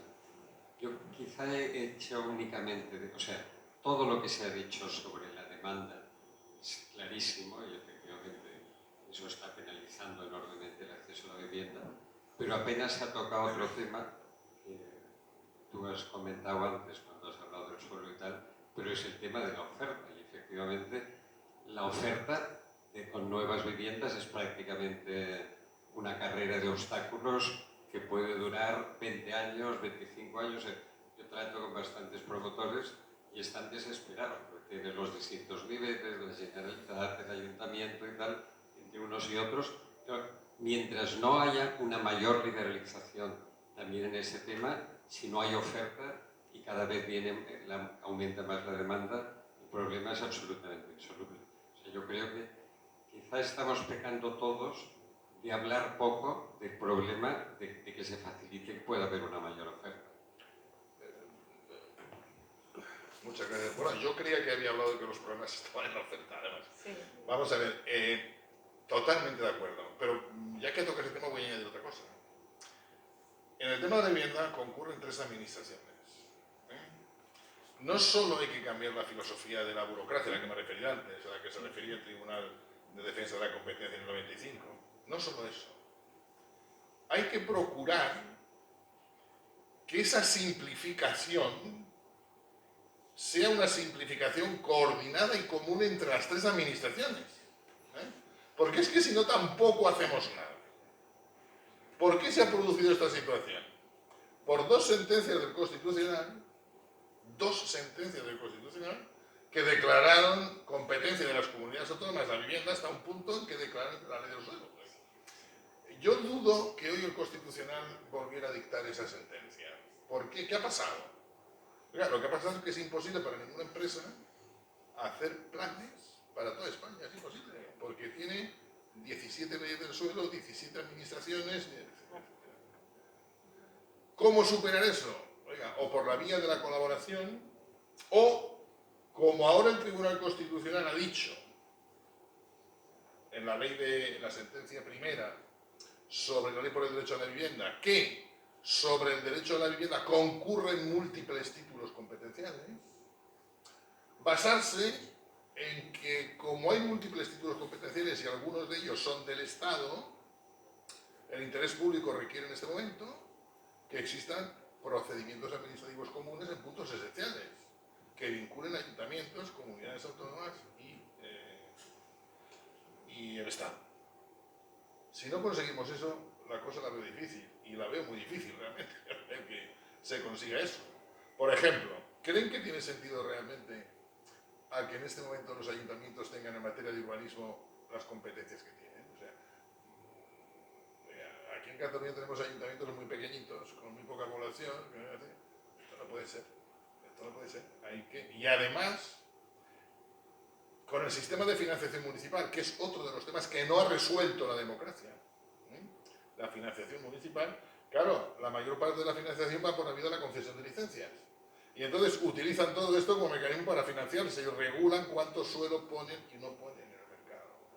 Y contribuyen al encarecimiento. Este es otro tema difícil de solventar. En 50 años no se ha solventado. Hay que solventar el tema de financiación de las entidades locales también. O sea, como ven, el tema de la vivienda exige tocar, vamos, un montón de palos. Muy bien. Si os parece... Sí, Mercedes. Primero quiero felicitar a Fernando y a Chantal por la brillante exposición y por afrontar desde la troncalidad el problema de la vivienda. Y además, los libros que habéis escrito son muy interesantes, nos han ayudado mucho a todos. Y también un tema muy importante desde el Parlamento de Cataluña, que se acaba de aprobar esta ley, y el principal ataque es a la propiedad. Hoy en día en Cataluña los elementos de la propiedad, que es la tenencia, el disfrute y la disposición, han eliminado dos. El disfrute no te permite cobrar, el arrendamiento que necesitas o que mereces, y luego la disposición, porque te limitan a la disposición. Por lo tanto, nosotros en el Parlamento hemos hecho interpelaciones y quejas en ese sentido, defendiendo la propiedad, y ellos te anteponen el derecho a la vivienda cuando no existe este derecho, pero ellos lo niegan. Entonces, yo lo que quiero decir es que desde el Partido Popular estamos absolutamente en contra, que además vamos a presentar un recurso de inconstitucionalidad, porque limitan el temporal y lo regulan desde Cataluña cuando no tienen competencia, y además tampoco pueden intervenir en el precio porque tampoco tienen grandes tenedores. Yo pedí en la ley que armonizaran la definición, ¿De verdad? lo pedí y no me lo aceptaron. No lo aceptaron. ¿Y no te dijeron que es verdad que hay una cosa? No, porque dice que en función de la finalidad. Por lo tanto, ellos no definen el concepto, y lo dice, y además lo pedí como enmienda, porque dice que es en función de la finalidad, y por lo tanto, si la finalidad es impositiva, tiene una, etcétera. Sabéis también que además, por ser gran tenedor, tiene el ayuntamiento derecho también retracto de cualquier compraventa. Esto lo comento mucho Esto aquí, es eso es una barbaridad. Es una barbaridad. Porque además es una carga que crean en el inmueble para segundas transmisiones. Exacto. Si tú un día compraste a un gran tenedor, estás como si te ves a un leproso. Exacto, por lo tanto, ¿Sabes? ataca la propiedad como de disco y bien, lo que no quieren es que haya ningún reconocimiento, y ahora os quiero decir dos cosas. Una, el debate ahora está en decir que a través de la vivienda nadie se puede ganar dinero ni enriquecer, y han presentado una propuesta de ley para limitar la transmisión de bienes porque consideran que es especulación el tener beneficio en cualquier transacción de vivienda. Y si necesitas más habitaciones y cambiar de casa, Y él ha o te tienes que ir a otra ciudad. Bueno, es que estamos absolutamente en contra, pero han creado un grupo de trabajo. ¿Y os lo digo quiénes porque son es el siguiente ellos? paso. ¿Quiénes son Pues el ellos? PSC, los Vale. comunes y Esquerra Republicana. Y entonces ellos han creado un grupo de trabajo para limitarla todavía más. O sea, en lugar de evaluar las políticas y ver que son absolutamente contrarias al objetivo que persiguen, que es que haya más vivienda, y que además están hundiendo el mercado y que lo están hundiendo todo, no evalúan Un las comité de trabajo políticas. para limitar la compraventa. Sí. Y Desde luego, locos. y el destino de tu vivienda, a lo que hay, a lo que no. Sí, sí. Han creado un grupo de trabajo y los grupos de comunes, Esquerra y la CUP han presentado una proposición de ley que encima quieren que se tramite como lectura única. Para que veáis Esto hacia dónde es, vamos. bueno, es que yo lo que veo es Comunismo que puro. quieren que ya no sea profesora de Derecho Civil Pues porque me he quedado sin temas que explicar. Ya se acaba el arrendamiento, se acaba la compraventa, ya me voy Esta a... es la próxima batalla, que no tienen suficiente con esto, que ya ven que todo va al hundimiento del mercado y de la limitación de viviendas, que en lugar de corregir, evaluarlas y cambiar la política, pues lo que hacen es todavía ir a más, y ahora tienen... Y Ángeles, y este recurso de inconstitucionalidad lo enfocáis por el tema competencial sobre todo, porque claro, el problema es que tú has visto esta cosa que hay, parece que compiten, desde aquí Cataluña sacan el 31 de diciembre esto, y en enero el ministerio, la de la chica esta Isabel, creo que se llama, el Ministerio de Vivienda, claro, ellos siguen con su proyecto de arrendamiento de temporada, entonces es que hay como parece que hay como una competición, y claro, me temo que en lo del recurso de inconstitucionalidad, aunque te digan, vale, no tenía competencia tal, pero es que de todas formas el Estado lo va a sacar también como ley. Bueno, vamos a ver la capacidad que tienen de aprobarlo en el Congreso. Claro, eso sí que están más débiles, claro. Exacto. Vamos a ver la capacidad que tienen, pero es que aquí es inconstitucional, porque el Consell de Garantías que presentamos nosotros el recurso, el Consell de Garantías, Sí. durante muchos años, en 2 dictámenes, ha dicho que era inconstitucional. Ahora dice que esos dictámenes fueron rectificados. Por lo tanto, la ha cambiado de criterio y dice que es constitucional, cuando nosotros hemos dicho que es un dictamen político, porque en lugar de analizar las competencias, apela a la humanidad, a la vivienda, a los derechos humanos, con lo cual... Y luego, una cosa, perdona, que aprovecho que está ella en la cocina de las leyes, con el Código Civil de Cataluña, porque tanto que han dicho, ¿no? Y yo me dedico a eso, al Dret Civil de Cataluña, pero claro, es que a los de civil nos tienen totalmente apartados. Hacen solamente leyes administrativas, porque lo que es el Derecho Civil de Cataluña, que está muy bien hecho y que es algo que está muy bien, eso sí que se podría exportar. El Código Civil de Cataluña sí que es un buen producto, porque es más moderno, tal, se podría exportar, pero es que estamos exportando lo que está mal hecho. Y entonces no os dicen nada, porque nada pasa por la Comisión de Nada, porque ellos legislan al dictado de los comunes y del sindicato de Iberdrola. Por lo tanto, el fundamento jurídico está absolutamente abandonado. Aquí solo hay ideología, y una ideología que no es que es muy dogmática, pero no buscan que haya más vivienda, sino lo que buscan es hundir el mercado, hundir que nadie pueda tener un beneficio y sobre todo ir en contra de lo que es el mercado en general. Pero Es un tema político. la prueba fehaciente en Barcelona, por ejemplo, es la reserva del 30% para vivienda social, que todos reconocen que ha fracasado rotundamente y no lo dan. Bueno, ahora me han quedado el 50.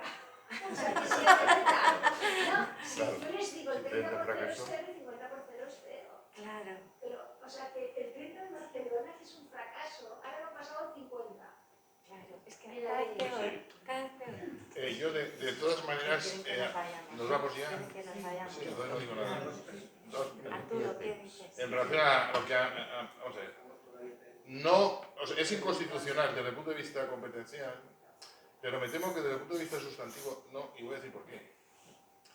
Porque el Tribunal Constitucional, en su día, para declarar constitucional la expropiación de Rumasa, tuvo que decir que el conjunto de obligaciones formaba parte del contenido del derecho de propiedad, con lo cual ya no hay un contenido mínimo esencial que proteger. Contra esto se rebelaron varios magistrados, incluido Jordi Soletura, que no era precisamente de Vox, era del Partido Comunista. Pero eso está ahí. Eso está ahí. Y por lo tanto, también tengo que decir que en esa sentencia, el presidente del Tribunal Constitucional, que era García Pelayo, había anunciado su voto en contra porque él era el que decidía, están empatados.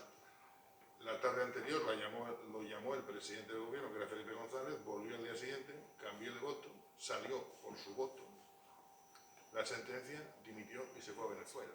Pero nos dejó el regalito este que ahora sirve para fundamentar esto.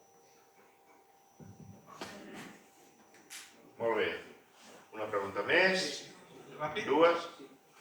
Muchas gracias por vuestra colaboración, ¿no? Y bueno, también Sociedad Civil Catalana, que centra un poquito, porque parece que, bueno, siendo fieles a su origen, pues Sociedad Civil Catalana mantiene un poco el centro y nos ayuda un poco a buscar opciones con sentido común. En este caso, bueno, yo creo que, como decía bien Chantal, sí que hemos exportado también el procés, hemos pasado del procés catalán al procés español. Entonces, claro, yo creo que no podemos pedir más a la clase política actual porque sinceramente estamos rodeados de una mediocridad generalizada. Entonces, sabemos que hay dos principios, cambios de opinión, me hace Pilar Chapelput, el presidente de España. Lo hemos visto esta mañana en la negociación de un sistema de financiación, donde se aprueba con unas reuniones secretas en Suiza y luego, cuando se hace en el organismo que se supone que es el oficial, nadie está de acuerdo. El 80% de las comunidades autónomas y luego hasta el mismo gobierno regional, el mismo tesoro. Entonces, no podemos pedir más. Yo simplemente quería hacer esta reflexión porque no es una época para pedir sentido común, opciones centradas. Vamos a pedir un nuevo cambio de gobierno, si es posible, pronto, y a partir de ahí a ver qué sucede. Es simplemente una reflexión. ¿Qué pensáis de lo que dijo Rufián, una familia, una casa? Porque justamente hoy, hace 10 años que René Chamellas, que es el abogado de Ferran y fue el abogado de Jordi Cuixart, pues bueno, estaba a favor de las expropiaciones y cuando salió publicado su informe de su... Bueno, pues tenía... En fin, y una nota, un socialista de pro, Zapatero, que ha multiplicado por 100 su riqueza, sobre todo con inversiones mobiliarias. Entonces, esa doble moral, ¿no? Esa doble moral es lo que está bien para el pueblo, para el socialismo particular, ¿no? Es un poco de mi... Y una única cosa, ahora mismo Rufián, en el proyecto que va a hacer para España, se supone, cuenta con la CUP, ¿no? Es decir, al final los extremos se tocan y yo creo que no podemos pedir más. O sea, estamos en un gobierno de las últimas, donde es un poco, donde todo el mundo pide y consigue, y bueno, tenemos que esperar una nueva época, a ver si por suerte tenemos más sentido común. Mire, yo le puedo decirte con lo siguiente. Yo durante una época de mi vida trabajé mucho para el Parlamento ruso, cuando empezaba el cambio, y había un chiste que funcionaba en aquella época. Y el chiste decía, ¿qué es el comunismo? El comunismo es lo que está fuera de las murallas del Kremlin. ¿Qué es el capitalismo? El capitalismo es lo que hay dentro de las murallas del Kremlin. Bueno, pues creo que vamos hacia ese modelo, más o menos. Yo también me voy a referir a un país del este. Tengo el honor de ser profesora visitante en la Universidad de Bucarest. Y claro, yo al principio principio, antes de ir a Bucarest, no sé, pues lo veía así, digo, será muy comunista, pero llego, todo tan bonito, parecía París, más pequeño, pero son Arc de Triomphe, tal, unas casas súper bonitas. Digo, oye, pero y cuando había el comunismo y todo eso, y que no había propiedad, digo, ¿y quién vivía en estas casas tan bonitas? Y dice, no, eso la gente del partido. Entonces, propiedad, una persona, una casa, sí, pero ¿qué casa? ¿Y quién te la da? ¿Y quién se queda con la casa del paseo y tal, y con terraza al jardín? ¿Sabes? Así que no, es que ya está estudiado y es historia, y yo de verdad quiero acabar con una nota de optimismo. Yo creo que los tiempos van a cambiar, que aunque tenemos unas regulaciones que es que ya no se puede ni estudiar ni explicar, porque ya esto, pero yo creo que va a volver el sentido común, y sobre todo por la juventud y por las necesidades que son las de siempre. Así que acabemos con esta mirada de optimismo, y que estamos aquí todos reunidos para también hacer que cambien las cosas. Muchas gracias.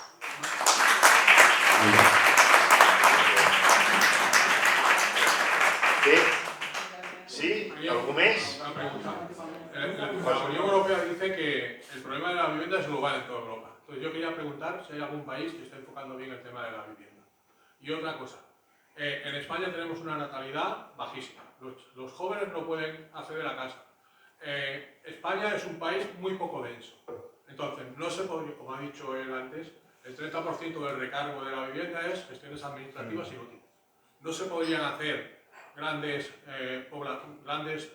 urbanizaciones que colaboren todas las administraciones que estén en las afueras de las grandes ciudades conectadas al centro y que se pudieran vender más baratas. Eso no se puede explicar a la gente, porque tú ves cualquier debate de vivienda y a la gente le están diciendo que la culpa es del propietario. Y aquí lo que estamos viendo es que la administración, con todas sus regulaciones, impide que el ciudadano pueda acceder a un bien a un precio adecuado. Entonces, si vosotros que sabéis explicáis esto a la población, pues entenderán que no podemos ir peor, que hay que cambiar. ¿Qué os parecen las dos cosas? Europa y la gestión que estoy proponiendo para la vivienda en España. El tema comparado, bueno, en Francia, por ejemplo, lo que sí que he visto es que hay más, se destina más presupuesto público a la vivienda social. Yo siempre he visto, o sea, han tenido también sus problemas, porque tienen todo el problema también de gentrificación, de banlieue, tal. Es decir, hay otros problemas en Francia, pero sí que es verdad que en el tema hay más ayudas y más tema público. Pero es que yo creo que la solución no la vamos a encontrar en Europa, en los antiguos países del este tampoco, porque tal. En Estados Unidos, pues es todo más liberal, pero también hay algunos problemas. Por ejemplo, no tienen registro de la propiedad y falta seguridad jurídica. Es decir, tampoco hay la pócima mágica, pero es que tampoco hace falta irnos tan lejos, y tampoco quiero esto, pero en la propia Comunidad de Madrid están haciendo cosas diferentes. El otro día, en noviembre, estuvimos en el Congreso Nacional y vinieron representantes de los que están en la ejecución de proyectos. Claro, en la Comunidad de Madrid, aplicando unas políticas pues, más liberales, están consiguiendo más oferta. Y es verdad que allí también hay un problema de que se han subido disparos los precios. Dicen mucho que gente con gran poder adquisitivo extranjero ha tomado todo Madrid. Pero bueno, no hay la formalita mágica, pero lo que sí que veo es que lo que hay que hacer es desfiscalizar. Hay que desfiscalizar y hay que, lo que decía también el compañero, aumentar la oferta, protegiendo a la propiedad y apoyando a los constructores, que son los que se dedican a esto. Bueno, gracias. Yo ya he dicho que tenemos 4 o 5 horas, no sé cuántas, y que no se puede ir tocando todo, ¿no? He hablado de Europa y he dicho que nosotros estamos mejor en el resto de Europa. He dado las cifras de las principales. A ver, nosotros dedicamos muy poco a la vivienda social, pero esto también requiere sus matizaciones. Hemos seguido un modelo diferente y, en mi opinión, mejor. Y además, el profesor Nasarre, que es una gran autoridad en materia de vivienda, está de acuerdo en que el modelo fue mejor, porque en España no ha habido nunca vivienda pública. Lo que ha habido es un mercado libre y un mercado regulado, que era el de las VPO, que ustedes conocen. Y eso daba lugar a que hubiera propietarios, no inquilinos. Robert Erickson, que es un catedrático de la Universidad de Yale, una persona muy prestigiosa en el ámbito del análisis económico del derecho, está casado con una francesa. Y venían mucho a veranear por aquí, por la Costa Brava. Y dice, bueno, me planteo a veces por qué en Francia de vez en cuando se montan estos sitios que se montan, donde queman coches, casas, etc., sobre todo por las banlieues, y en España no. Bueno, porque en España, en Santa Coloma de Gramenet, en Sabadell, son propietarios, y en las banlieues tienen alquiler social. Y esto no les da ningún tipo de raigambre, etc. Hay otro problema que no hemos tocado. Me referiré ahora. A lo que usted se refería, mire, es mucho más fácil que eso. Si pusiéramos unas comunicaciones estupendas, Barcelona, Vilafranca del Penedès, Vic, etc., tenemos un territorio maravilloso para que la gente pueda estar viviendo a media hora de su lugar de trabajo. Y lo que haría falta es mejorar las comunicaciones, hay que tomarse el tema de la vivienda. Mira, ahora estamos todos muy preocupados por Ucrania, hay que fabricar tanques. Oiga, miren, no sé qué fabricar tanques. Lo que hay que hacer es que la gente pueda tener una vivienda. Y para eso hay que ponerlo como prioridad, pero como prioridad real, no como prioridad discursiva. Y una de las medidas es mejorar sustancialmente las comunicaciones. ¿Qué pasaría si la gente pudiera venir de Vilafranca del Penedès aquí en 20 minutos? Bajaría. Bueno, oiga, en Londres la gente está viviendo a 200 kilómetros. Aquí estamos hablando de vivir a 50 o 60 kilómetros. Esto prácticamente eso le solventaría el problema de la vivienda en gran medida, etc. El otro tema al que me refería, propiedad, vamos a ver. Mire, en este momento, tomando las estadísticas europeas, el señor que está de alquiler o que está pagando la hipoteca está destinando entre el 35 y el 40% de su renta, algunos más, pero el que ya ha pagado la hipoteca está destinando el 7%, simplemente el que de gastos. ¿Esto qué quiere decir? Quiere decir que si vamos hacia una sociedad de inquilinos, cuando esa gente se jubile, no podrá pagar el inquilino de la casa donde está pagando el alquiler. Y esto es una bomba de relojería que estamos fabricando. Por eso decía al principio que ¿cuál es el objetivo? Propietarios. Y para eso hay que generar viviendas asequibles para una inmensa mayoría de la gente. Y eso nos lleva a decir cómo, pero ya no nos da tiempo tampoco. Chantal.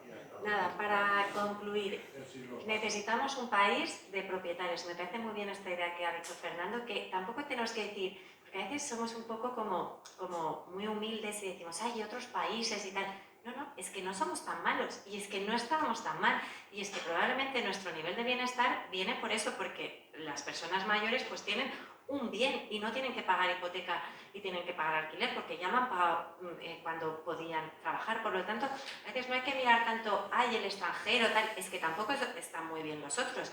Hay que defender la propiedad, porque la propiedad es libertad y la propiedad es riqueza. Entonces, queremos un país de propietarios, no de proletarios.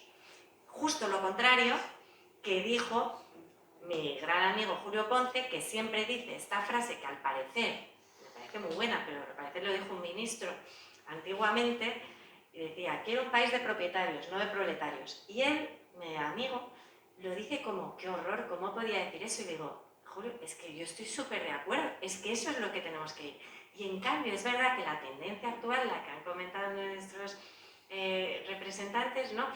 ¿Qué se está buscando? Se está buscando un país de pobres, un país de gente sin bienes, un país de gente joven sin nada. A mí me lo dicen mis hijos, me lo dicen, mamá, quieren que no tengamos nada. Quieren que no tengamos nada, que estemos abonados a la suscripción y que no tengamos bienes. Pero yo les digo, no os preocupéis, yo soy profesora de Derecho Civil y hay que tener bienes, relación jurídica, persona con un bien, porque eso es poder y eso es riqueza y eso es libertad. Si no eres propietario, otro decide por ti.